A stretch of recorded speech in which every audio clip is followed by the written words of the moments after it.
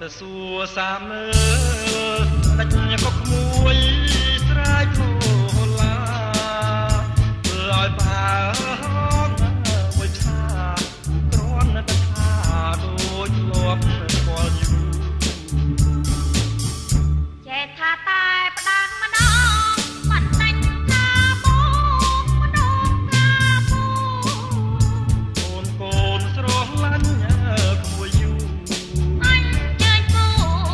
ដល់ទឹកស្រីផ្សេងទៅ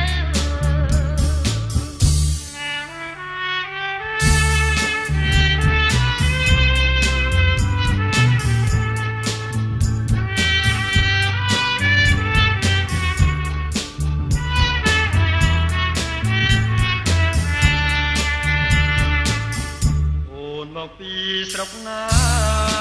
បានគណថាយ៉ាងរុងរះពេលព្រលឹមមេឃប្រចាំមិនដាច់រត់រះឈប់លាយលេងសង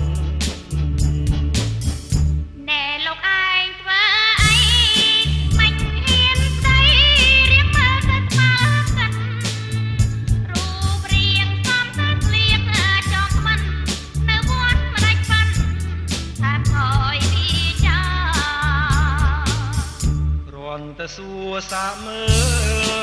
ដាច់ក៏ក្មួយ